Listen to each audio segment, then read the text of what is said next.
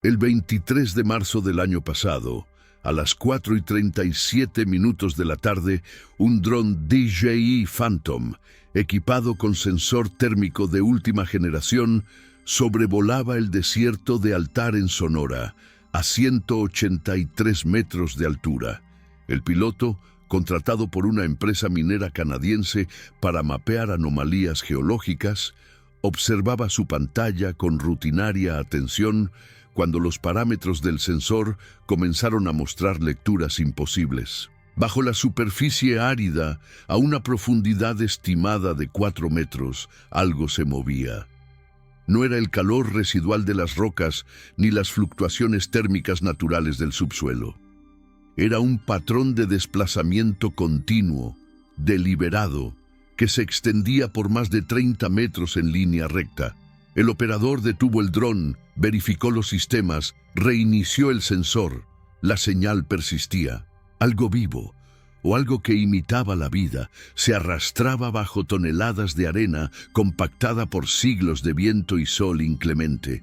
La grabación de esos 14 minutos y 42 segundos cambió la perspectiva sobre un caso que llevaba 17 años archivado en los registros forenses de Hermosillo. En abril de 2007, 4 geólogos desaparecieron en esa misma zona mientras realizaban estudios de prospección mineral. Sus nombres: Ricardo Salazar Mendoza, 34 años, especialista en mineralogía sedimentaria, graduado de la Universidad Nacional Autónoma de México. Patricia Velasco Ruiz, 29 años, geofísica con maestría en Stuttgart, conocida por su meticulosidad en el análisis de datos sísmicos. Fernando Ibarra Castro, 41 años, el líder del equipo, veterano de expediciones en zonas desérticas de 3 continentes. Y Mónica Esparza Durán, 26 años, la más joven, recién incorporada al grupo, con un futuro prometedor en petrología ígnea. 4 profesionales competentes que conocían los riesgos del desierto, equipados con GPS, radios satelitales, provisiones para 10 días. Simplemente se esfumaron. Las búsquedas oficiales duraron 3 semanas. Rastreadores experimentados, helicópteros de la Guardia Nacional, equipos con perros entrenados. Encontraron su campamento base intacto, como si hubieran salido para una breve caminata matinal. Las tiendas armadas, el equipo de cocina ordenado, los diarios de campo actualizados hasta la noche anterior a la desaparición. Pero de los 4 geólogos, ningún rastro.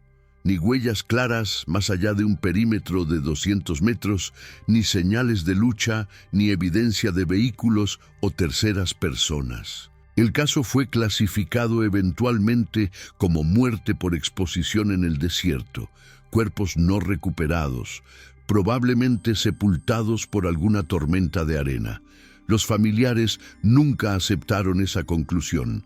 Sabían que esos profesionales no cometerían errores básicos de supervivencia. El desierto de Altar no perdona, pero tampoco olvida. Los pueblos Tohono O'odham, que habitaron esas tierras durante milenios, tienen historias sobre las arenas que respiran, sobre corredores subterráneos donde el aire mismo parece tener memoria. Hablan de viajeros que escucharon murmullos bajo sus pies, de animales que evitan ciertas zonas sin razón aparente, de noches donde la temperatura del suelo aumenta sin explicación lógica. Los ancianos advierten que hay lugares donde la tierra está viva de una manera que la ciencia occidental no comprende, donde las fronteras entre lo sólido y lo permeable se difuminan. Esas advertencias fueron descartadas como folclore, superstición de comunidades aisladas, hasta que el dron capturó lo que ningún ojo humano había presenciado. La empresa minera, alarmada por las lecturas anómalas, suspendió las operaciones y contrató a un equipo especializado en georradar. Durante 5 días consecutivos, escanearon el área identificada por el dron. Los resultados mostraron cavidades que no deberían existir en ese tipo de formación geológica, túneles que parecían seguir patrones demasiado regulares para ser naturales. Pero había algo más perturbador en los datos. Las cavidades cambiaban. No dramáticamente, pero las mediciones del día 2 no coincidían exactamente con las del día 1, como si la estructura subterránea estuviera en constante reconfiguración, adaptándose, respirando. Los técnicos revisaron sus equipos repetidamente, convencidos de que había un error instrumental. No lo había. El 21 de abril, 17 años y 18 días después de la desaparición, un equipo forense fue autorizado a realizar excavaciones en el punto exacto donde el dron había detectado el movimiento más pronunciado. A 3,5 metros de profundidad, encontraron algo que hizo que varios investigadores experimentados solicitaran apoyo psicológico posteriormente. Una mochila de campo marca Osprey, modelo Atmos, color gris carbón. La misma que Ricardo Salazar Mendoza llevaba el día que desapareció, confirmada por fotografías del equipo original y por su esposa, quien la reconoció de inmediato por una reparación casera en la correa izquierda. La mochila estaba intacta, no presentaba deterioro por exposición solar. No había desgarros por animales carroñeros, no mostraba la degradación esperada de 17 años bajo tierra. Estaba como nueva, como si hubiera sido enterrada la semana anterior.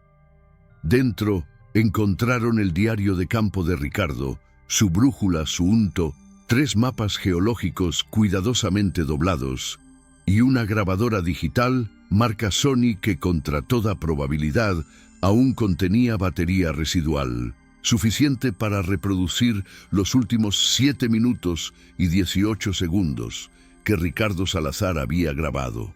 Su voz sonaba calmada al principio, describiendo formaciones de arenisca, anotando coordenadas, comentando sobre una anomalía térmica que habían detectado con sus instrumentos portátiles.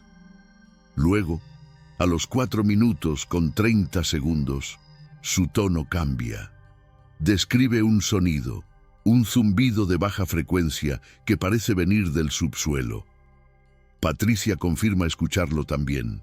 Fernando sugiere alejarse, pero hay curiosidad en sus voces, esa fascinación científica que supera la prudencia. A los 6 minutos, Ricardo murmura algo sobre vibraciones bajo sus pies. La grabación se llena de interferencias, un ruido blanco que pulsa rítmicamente. Luego, silencio. Luego, algo que podría ser respiración, o viento, o algo imitando ambas cosas. La grabación termina abruptamente.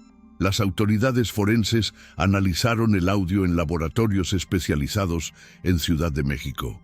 Confirmaron que era la voz de Ricardo Salazar, que no había edición digital, que la grabación era auténtica, pero no pudieron explicar las interferencias electromagnéticas registradas en los últimos 90 segundos, patrones que no coinciden con ninguna fuente conocida de ruido ambiental. Tampoco pudieron explicar por qué una grabadora digital, enterrada durante 17 años en condiciones de calor extremo y humedad cero, seguía funcionando. Las baterías de ion litio se degradan, pierden carga, se vuelven inertes. Esta no. Si todavía no te has suscrito a Ecos del Silencio, este es el momento. Porque lo que vamos a revelar en los próximos minutos puede cambiar tu forma de entender lo que realmente sucede bajo nuestros pies. Activa las notificaciones. Comparte este caso con quien necesite escuchar esto, porque si hay más evidencia, si alguien más encuentra algo, será aquí donde lo sabrás primero. La familia de Ricardo Salazar Mendoza recibió la mochila en una ceremonia privada. Su viuda, Laura Salazar, ahora de 53 años, sostuvo entre sus manos ese objeto que su esposo había tocado 17 años atrás, momentos antes de desvanecerse del mundo conocido. Ella recordó la última conversación telefónica 2 días antes de la desaparición. Ricardo estaba emocionado. Hablaba de lecturas geológicas inusuales, de formaciones que no coincidían con los mapas oficiales. Mencionó que Patricia había detectado variaciones magnéticas significativas que Fernando quería investigar más a fondo. Estaban siguiendo algo. Algo los estaba guiando. El desierto de Altar se extiende por más de 2.000 kilómetros cuadrados de desolación absoluta. Temperaturas que superan los 50 grados centígrados en verano. Noches que descienden bajo cero en invierno. Dunas que migran con los vientos, borrando caminos, enterrando secretos. Es un lugar donde la sed mata en 6 horas sin protección adecuada, donde la desorientación es tan común como el sol implacable. Pero también es un lugar donde la tierra guarda memorias antiguas, formaciones geológicas de más de 200 millones de años, lechos de ríos que fluyeron cuando los dinosaurios caminaban, capas de sedimentos que cuentan historias de océanos desaparecidos. Los geólogos saben leer esas historias. Ricardo, Patricia, Fernando y Mónica habían pasado años estudiando los secretos que la Tierra revela a quienes saben mirar. Pero quizás encontraron algo que no estaba destinado a ser leído. Quizás cruzaron una frontera invisible, un umbral que separa el mundo superficial del mundo profundo. Porque el desierto no es solo lo que vemos. Bajo la arena compactada existen sistemas que la ciencia apenas comienza a comprender. Microorganismos que viven a kilómetros de profundidad, bolsas de gas atrapadas por eras geológicas, corrientes de agua subterránea que fluyen en la oscuridad absoluta. Y quizás algo más. Los informes posteriores al descubrimiento de la mochila provocaron que 3 investigadores independientes solicitaran acceso al área. Uno de ellos, el doctor Artemio Gándara, geofísico de la Universidad de Sonora con 40 años de experiencia en estudios sísmicos, había seguido el caso original en 2007. Conocía personalmente a Fernando Ibarra. Habían trabajado juntos en un proyecto de exploración petrolera en la década de los 90. Cuando se enteró del hallazgo, sintió que debía regresar a ese desierto. No por curiosidad científica, confesaría después, sino por algo más visceral. Una necesidad de comprender qué fuerza había tomado a su colega. El doctor Gándara llegó al sitio de excavación en mayo, acompañado de 2 estudiantes de posgrado y equipo de medición sísmica portátil. Instalaron geófonos en un patrón radial de 200 metros alrededor del punto donde había aparecido la mochila. Durante 3 días registraron actividad microsísmica normal, las vibraciones esperadas de un desierto geológicamente estable. Pero en la madrugada del 4.º día, a las 3:17, los sensores detectaron algo extraordinario. Una serie de pulsos rítmicos de baja frecuencia provenientes de aproximadamente 5 metros bajo la superficie. No eran terremotos, no eran explosiones controladas. Eran pulsos regulares, separados por intervalos exactos de 8.3 segundos, como un latido. Los estudiantes querían abandonar el sitio inmediatamente. Uno de ellos, Miguel Ángel Portillo, describió posteriormente una sensación de ser observado, de presencia invisible que aumentaba con cada pulso registrado. El doctor Gándara, más pragmático, insistió en continuar las mediciones, pero incluso él admitió sentir algo anómalo en el aire. Una presión, una densidad que no correspondía con la temperatura ambiente. A las 4:40, los pulsos cesaron abruptamente. Los geófonos volvieron a registrar silencio sísmico normal, como si algo hubiera estado escuchando y decidiera ocultarse. El informe del doctor Gándara fue recibido con escepticismo en la comunidad científica. pulsos sísmicos regulares pueden tener múltiples explicaciones: actividad volcánica residual, movimiento de fluidos subterráneos, incluso resonancias acústicas en cavidades naturales. Pero ninguna de esas explicaciones justificaba la regularidad exacta de los intervalos ni la profundidad específica de origen. Gándara solicitó fondos para un estudio más extenso, incluyendo perforaciones exploratorias. La solicitud fue denegada. El área fue declarada zona de interés arqueológico potencial, prohibiendo excavaciones adicionales sin permisos especiales que nunca fueron otorgados. Mientras tanto, el análisis forense de la mochila continuaba revelando anomalías. Las fibras del tejido mostraban una estructura molecular ligeramente alterada, como si hubieran sido expuestas a un campo magnético intenso durante un período prolongado. No había degradación por radiación ultravioleta, esperada después de años en el desierto. No había acumulación de sales minerales del suelo. Era como si la mochila hubiera estado preservada en un ambiente controlado, aislada del tiempo exterior. Los técnicos del laboratorio no podían explicarlo sin recurrir a escenarios que parecían ciencia ficción. Los mapas que Ricardo llevaba en su mochila fueron examinados meticulosamente. Eran mapas geológicos estándar de la región, publicados por el Servicio Geológico Mexicano, con anotaciones manuscritas del propio Ricardo. Pero había algo peculiar en esas anotaciones.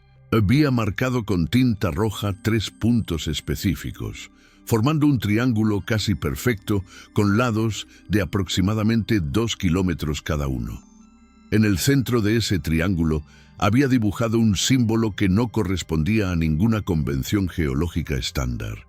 Un círculo con líneas radiales, como un sol, o como una explosión, o como algo emergiendo desde un punto central. Junto al símbolo, una palabra en latín: spiritus, espíritu, aliento, respiración. Patricia Velasco Ruiz, la geofísica del equipo, había dejado menos rastro documental, pero su familia conservaba los correos electrónicos que había enviado durante los días previos a la desaparición. En uno de ellos, fechado 5 días antes del evento, escribió a su hermana: «Estamos detectando anomalías magnéticas que no tienen sentido según la geología conocida del área.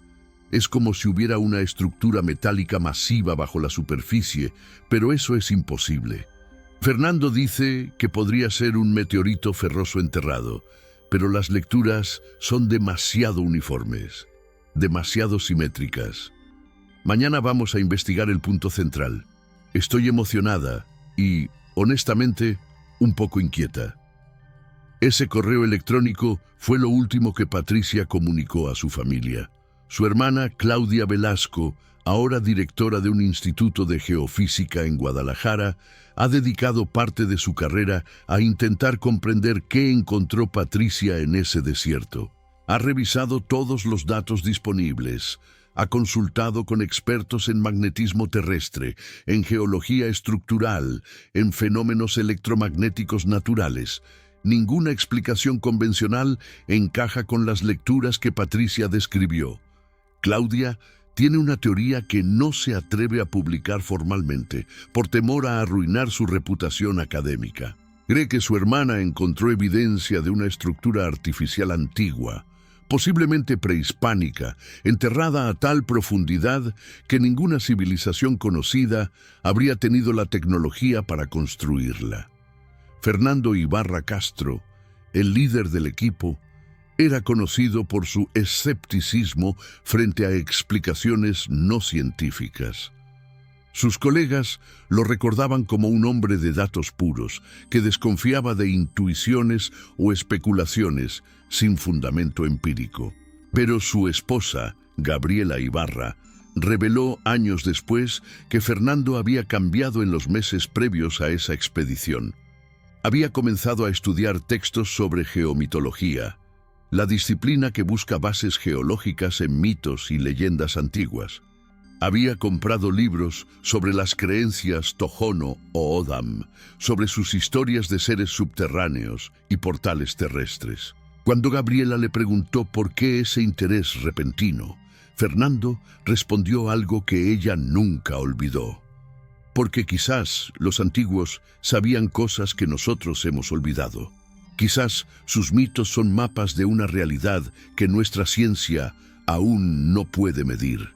Mónica Esparza Durán, la más joven del grupo, llevaba un diario personal que nunca fue encontrado, pero su madre, Rosa Durán, compartió fotografías que Mónica había enviado por mensaje de texto 2 días antes de desaparecer. En una de ellas aparece el campamento al atardecer, con el sol rojizo descendiendo sobre las dunas. En otra, un primer plano de formaciones rocosas, erosionadas por el viento. Y en la última, una imagen borrosa, tomada aparentemente de noche, que muestra lo que podría ser una luz tenue emergiendo del suelo. Mónica había escrito junto a esa foto: "No sé qué es esto. No es una fogata.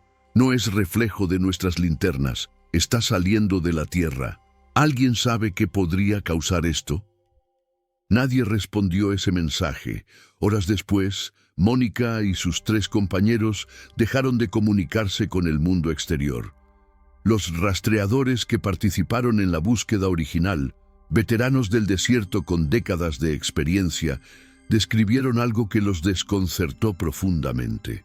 Las últimas huellas claras del grupo de geólogos conducían hacia un área específica.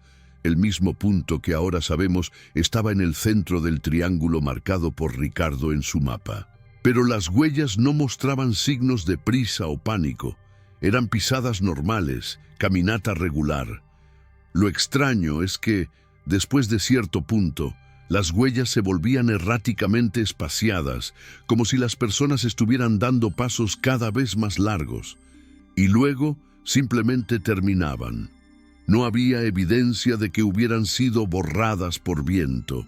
No había señales de que los cuerpos hubieran sido arrastrados. Las huellas solo cesaban, en medio del desierto abierto, como si los 4 geólogos hubieran sido elevados del suelo o absorbidos hacia abajo. Uno de los rastreadores, un hombre Tohono O'odham llamado Joseph Anton, se negó a continuar la búsqueda después del tercer día. Dijo que el lugar estaba enfermo, que la tierra allí no era como debería ser. Cuando le preguntaron qué quería decir, respondió que sus abuelos le habían enseñado a reconocer lugares donde el mundo de abajo se acerca demasiado al mundo de arriba. Lugares donde las capas de realidad se adelgazan.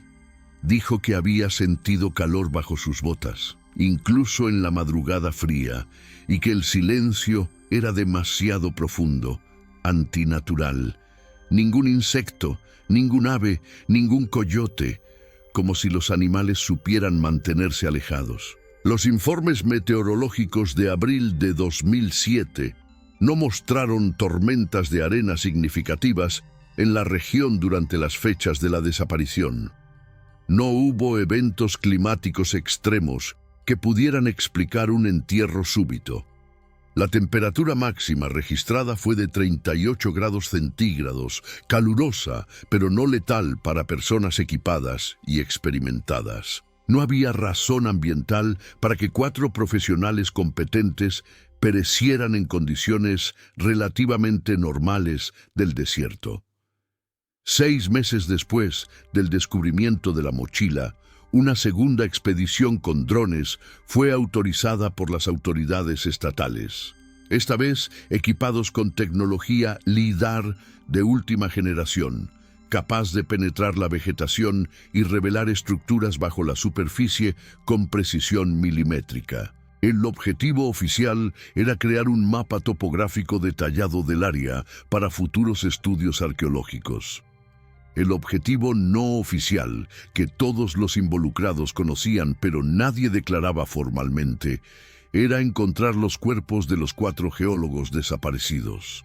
Los resultados del escaneo LIDAR fueron publicados parcialmente en un informe técnico de 240 páginas que pocos leyeron completo. Pero enterradas en los apéndices técnicos había imágenes que planteaban preguntas perturbadoras. El LIDAR había revelado una red de túneles o cavidades subterráneas, extendiéndose por más de 5 kilómetros cuadrados. La configuración no era caótica como cabría esperar, de formaciones naturales por erosión o colapso. Había patrones geométricos, secciones que parecían intersectar en ángulos de 90 grados, corredores que mantenían anchuras consistentes, como si fueran pasillos diseñados. El geólogo que dirigió el análisis LIDAR, el doctor Ernesto Palacios, del Instituto de Geología de la UNAM, fue cauteloso en sus conclusiones oficiales. Habló de formaciones kársticas atípicas, de procesos erosivos complejos aún no completamente comprendidos. Pero en conversaciones privadas con colegas de confianza, admitió que nunca había visto nada similar en 4 décadas de estudios geológicos. Si esas estructuras eran naturales, representaban un tipo de formación sin precedentes en la literatura científica.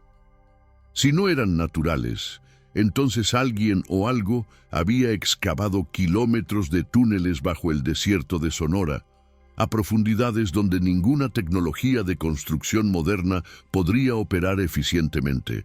Hubo propuestas para realizar perforaciones exploratorias, para descender con cámaras robóticas, para intentar acceder físicamente a esas cavidades. Todas fueron bloqueadas por una combinación de restricciones burocráticas, falta de financiamiento y una resistencia institucional que algunos interpretaron como miedo disfrazado de prudencia. El área fue cercada. Se instalaron señales advirtiendo de peligros geológicos indefinidos. Se prohibió el acceso sin autorización expresa. En la práctica, el gobierno estaba acordonando un enigma que no sabía cómo resolver. Mientras tanto, comenzaron a surgir testimonios de personas que habían visitado esa región del desierto en años anteriores. Un guía turístico llamado Ramón Torres recordó haber llevado a un grupo de observadores de aves al área en 2003. Describió una experiencia extraña durante una noche de acampada, un zumbido de baja frecuencia que hizo vibrar sus dientes, una sensación de vértigo sin razón aparente, y lo que describió como sombras moviéndose bajo la arena cuando iluminó el suelo con su linterna. Sus clientes también lo sintieron. Al día siguiente decidieron acortar la expedición y regresar antes de lo planeado. Torres dijo que había atribuido la experiencia a cansancio y deshidratación leve, pero después de enterarse de los geólogos desaparecidos, comenzó a preguntarse si había estado más cerca de algo peligroso de lo que imaginaba. Una familia que había acampado cerca en 2005 reportó una experiencia similar. Despertaron en medio de la noche con una sensación compartida de inquietud. El padre, Héctor Maldonado, salió de la tienda y notó que el cielo estrellado parecía extrañamente brillante, pero no por las estrellas. Había un resplandor difuso sobre el horizonte que no correspondía a ninguna población cercana. Y bajo sus pies sintió calor. No el calor residual del día que el desierto irradia durante horas después del atardecer, sino un calor que parecía pulsar, que aumentaba y disminuía con un ritmo casi biológico. Recogieron su equipo en menos de una hora y condujeron de regreso a Hermosillo esa misma noche. Nunca regresaron. Los registros históricos de la región son fragmentarios, pero existen referencias antiguas que cobran nuevo significado bajo la luz de estos eventos. Un misionero jesuita, el padre Eusebio Francisco Quino, que recorrió Sonora en el siglo XVII, escribió en su diario sobre un lugar que los nativos llamaban «donde la tierra respira». Describió un área de dunas donde los indígenas se negaban a acampar, donde afirmaban que personas habían desaparecido a lo largo de generaciones. Quino, escéptico de supersticiones, intentó evangelizar esas creencias. Pero también anotó con su meticulosa honestidad, que cuando visitó personalmente el sitio, experimentó una opresión del espíritu difícil de explicar mediante causas naturales. Un antropólogo de la Universidad de Arizona, el Dr. William Brennan, especializado en culturas del desierto de Sonora, tiene en su archivo grabaciones de entrevistas con ancianos Tohono o O'odham, realizadas en los años 70. En una de ellas, un hombre identificado solo como Abuelo Vicente habla de los respiradores de arena, seres o fuerzas que viven en las profundidades, que emergen en ciclos que los humanos no pueden predecir. Dice que sus ancestros conocían los signos, cambios en el comportamiento de los animales, vibraciones nocturnas, zonas donde las plantas se niegan a crecer incluso cuando hay agua. Dice que los sabios antiguos habían marcado esos lugares con piedras apiladas, advertencias para las generaciones futuras. Muchas de esas advertencias fueron destruidas o ignoradas cuando llegaron los colonizadores españoles. El Dr. Brennan intentó localizar el sitio específico que el abuelo Vicente describía en la grabación. Basándose en las referencias geográficas mencionadas, calculó que estaba en la misma región donde desaparecieron los geólogos. Cuando viajó allí en 2011, encontró efectivamente formaciones de piedras apiladas, casi completamente derribadas por el tiempo y probablemente por humanos. Tomó fotografías y muestras de las piedras. El análisis petrográfico mostró que algunas de ellas tenían una composición mineral que no coincidía con la geología superficial del área. Habían sido traídas de otro lugar, posiblemente de varias decenas de kilómetros de distancia. Alguien había hecho un esfuerzo considerable para marcar ese lugar específico como significativo o peligroso. La grabadora de Ricardo Salazar, después de exhaustivos análisis, reveló un detalle adicional que los técnicos forenses inicialmente pasaron por alto. En los últimos 30 segundos de la grabación, bajo las interferencias y el ruido blanco, hay un patrón repetitivo. Cuando el audio fue procesado con software de reducción de ruido avanzado, ese patrón se hizo más claro. No eran palabras en español ni en inglés. No eran sonidos naturales identificables, pero tenían una estructura rítmica casi musical que sugería comunicación. Algunos lingüistas que escucharon el audio compararon la estructura fonética con idiomas tonales asiáticos. Otros sugirieron similitudes con los sistemas de chasquidos de lenguas africanas, pero nadie pudo identificar el idioma específico, si es que era un idioma. Un investigador de fenómenos acústicos de la Universidad de Stanford, el Dr. Raymond Chen, ofreció una hipótesis alternativa perturbadora. Sugirió que el patrón podría ser ecolocalización, similar a la que usan murciélagos o delfines, pero en una escala mucho mayor y con frecuencias adaptadas a medios sólidos en lugar de aire o agua. Si algo estaba usando ecolocalización en ese entorno, significaría que estaba navegando o cazando en la oscuridad de túneles subterráneos, utilizando el sonido para mapear su entorno y posiblemente detectar presencias. La implicación era clara. Algo vivo se movía bajo esas arenas, algo lo suficientemente grande y sofisticado como para emplear estrategias de navegación sensorial complejas. Las autoridades forenses nunca confirmaron ni negaron la hipótesis del Dr. Chen. El archivo de audio fue clasificado y no está disponible públicamente. Solo fragmentos filtrados han circulado en comunidades en línea dedicadas a misterios sin resolver. Esos fragmentos han sido analizados por aficionados de todo el mundo, generando teorías que van desde lo plausible hasta lo absolutamente fantástico. Pero ninguna explicación definitiva ha emergido. Los familiares de los 4 geólogos desaparecidos formaron una asociación para mantener viva la investigación. Se reúnen anualmente en Hermosillo, comparten información nueva, presionan a las autoridades para continuar búsquedas. Laura Salazar, viuda de Ricardo, ahora lidera el grupo. Ha dedicado los últimos 17 años a buscar respuestas. Ha contactado a expertos internacionales, ha financiado estudios privados, ha viajado a conferencias académicas presentando el caso. Su determinación es inquebrantable. Dice que mientras no haya cuerpos, hay esperanza. Aunque sabe, en algún lugar profundo de su ser, que si sus esposos están vivos, no están en un lugar donde la vida humana normal pueda existir. En febrero de este año, 9 meses después del descubrimiento de la mochila, ocurrió algo que reavivó el caso con intensidad renovada. Un grupo de excursionistas, ignorantes de las restricciones del área o simplemente indiferentes a ellas, acampó a aproximadamente 3 kilómetros del sitio de excavación forense. Eran 5 jóvenes de Tucson, Arizona, en un viaje de aventura por el desierto mexicano. Instalaron su campamento al atardecer, encendieron una fogata, compartieron cervezas bajo las estrellas.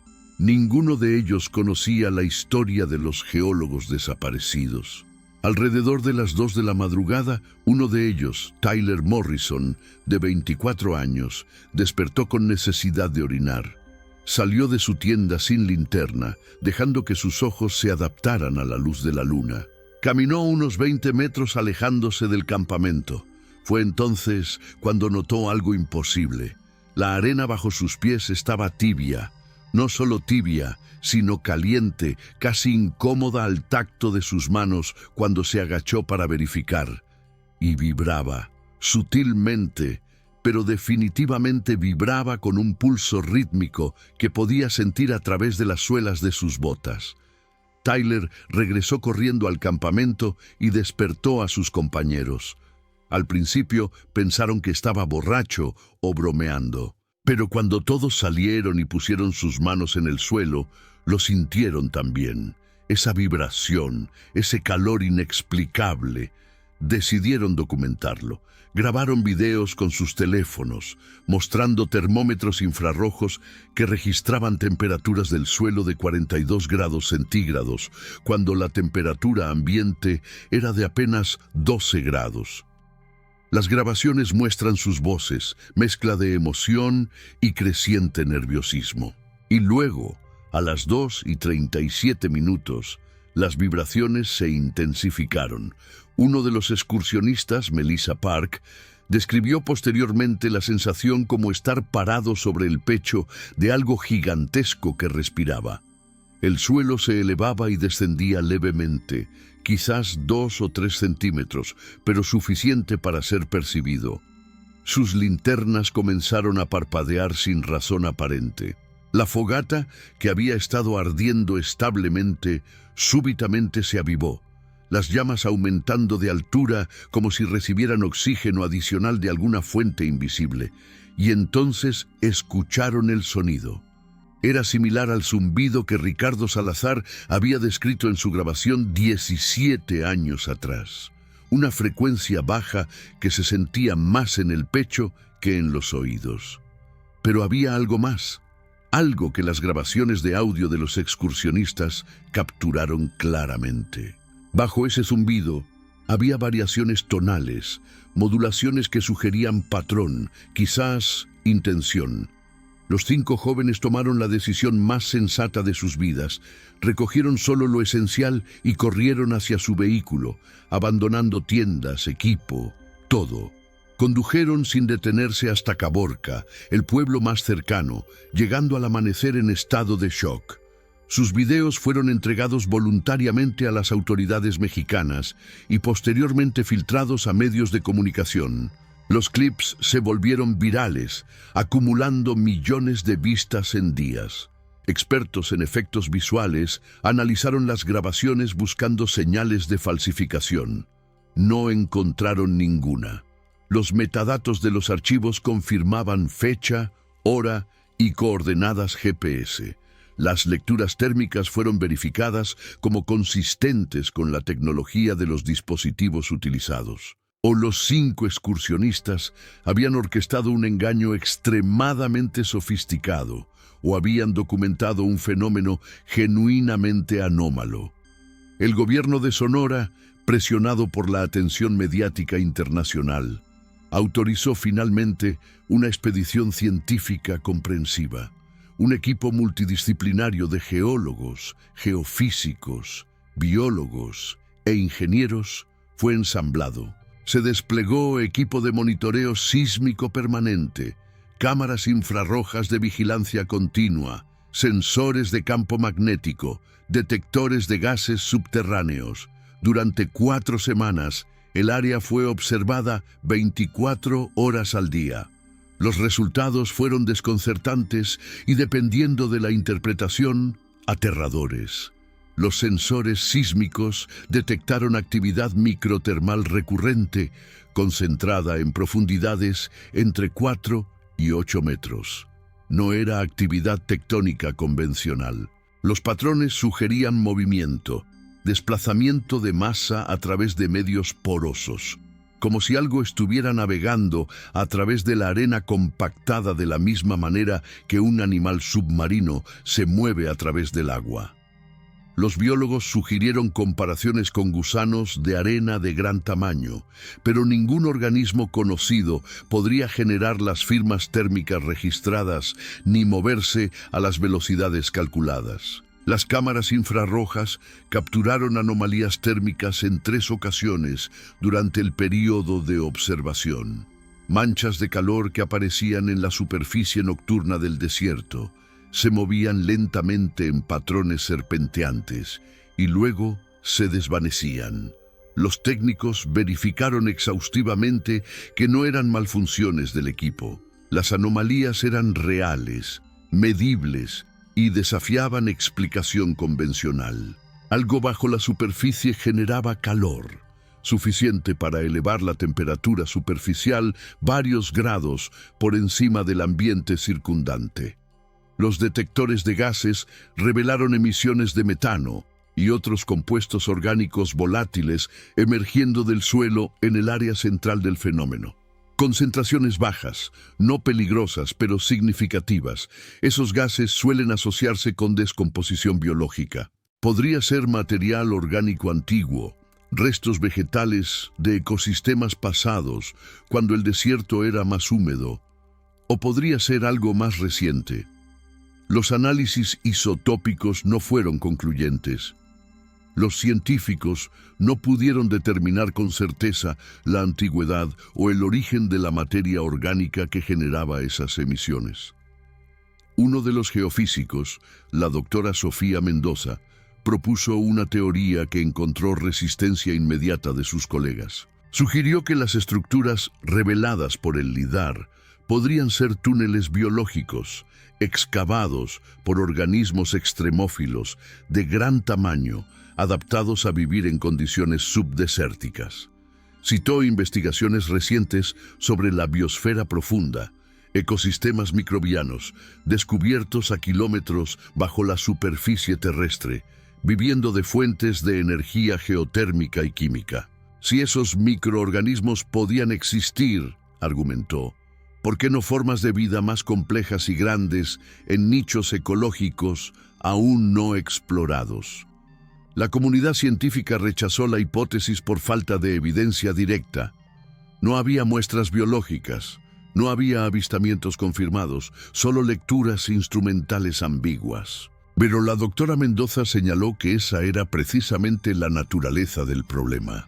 Estaban intentando estudiar algo que, por definición, habitaba en un reino inaccesible, en la oscuridad profunda bajo toneladas de roca y arena. La falta de evidencia directa no era prueba de ausencia, sino consecuencia de limitaciones metodológicas. Comparte este video, deja tu comentario sobre lo que crees que realmente sucedió. Y mantente atento a este canal, porque si alguien finalmente accede a esos túneles, si alguna expedición logra descender a esas profundidades, Seremos los primeros en traerte las imágenes, los testimonios, la verdad que el desierto ha guardado durante tanto tiempo. Los familiares de los geólogos desaparecidos observaron estos desarrollos con emociones contradictorias. Por un lado, renovada esperanza de que finalmente se encontrarían respuestas. Por otro, creciente temor de que esas respuestas podrían ser más perturbadoras que la incertidumbre. Laura Salazar expresó públicamente su deseo de que, si su esposo y sus colegas perecieron en ese desierto, al menos sus restos sean encontrados y reciban sepultura digna. Pero en entrevistas más íntimas admitió pensamientos que la atormentan. ¿Y si no están muertos? ¿Y si están atrapados en algún lugar bajo esas arenas, en un estado entre la vida y la muerte, conscientes pero incapaces de escapar o comunicarse? Esos pensamientos no son solo producto del duelo prolongado. Hay detalles en la evidencia que sugieren posibilidades inquietantes. La mochila de Ricardo, preservada imposiblemente. La grabadora funcionando después de 17 años. Los videos de los excursionistas mostrando actividad que continúa, que no ha cesado. Como si lo que tomó a los geólogos todavía estuviera allí, todavía activo, todavía hambriento o curioso, o cumpliendo algún propósito que las mentes humanas no pueden comprender. Hay dos maneras de interpretar lo que sucedió bajo las arenas de Sonora. La primera es científica, materialista, buscando explicaciones en geología, biología, química, formaciones kársticas inusuales, organismos extremófilos no descubiertos, bolsas de gas metano, campos magnéticos anómalos generados por depósitos minerales. Todas posibles, todas parcialmente consistentes con la evidencia, pero ninguna que explique completamente el conjunto total de fenómenos observados.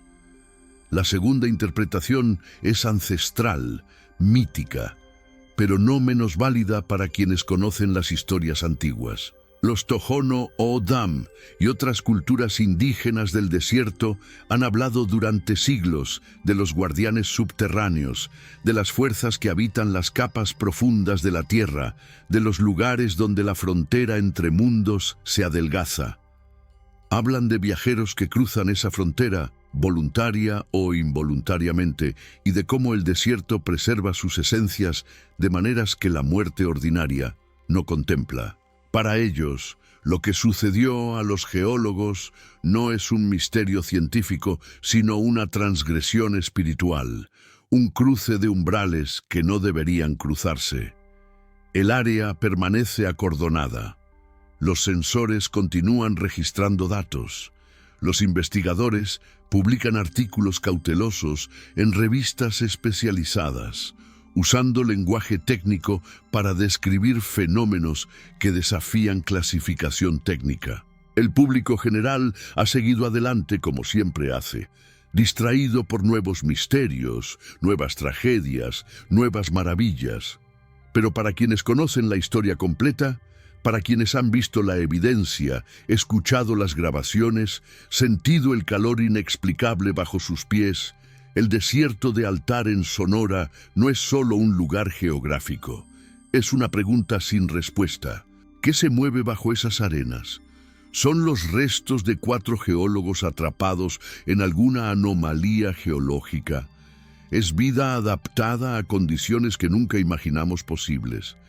¿Es algo más antiguo, algo que ha estado allí desde antes de que los humanos camináramos erguidos, esperando con paciencia geológica? No lo sabemos. Y quizás esa es la verdad más aterradora, que hay lugares en nuestro planeta, no en océanos profundos, ni en selvas remotas, sino en desiertos que podemos ver y tocar, donde nuestra comprensión termina abruptamente, donde la ciencia, con toda su sofisticación, se encuentra con su límite, donde el conocimiento antiguo, despreciado como superstición, podría contener advertencias que deberíamos haber escuchado. El dron capturó algo moviéndose bajo la arena. Eso es un hecho documentado, verificado, innegable. lo que ese algo es, de dónde viene, qué intenciones tiene si es que las tiene, qué relación guarda con 4 científicos que desaparecieron 17 años atrás, permanece en el reino de la especulación, del miedo, de la fascinación mórbida. El caso está abierto, las familias esperan, el desierto guarda sus secretos, y bajo tus pies, mientras lees esto, mientras escuchas esto, kilómetros de tierra sólida se extienden hacia las profundidades. ¿Qué habita en esas profundidades? ¿Qué respira en la oscuridad absoluta? ¿Qué espera? Esas son las preguntas que el desierto de Sonora nos deja, y quizás, solo quizás, es mejor que algunas preguntas permanezcan sin respuesta.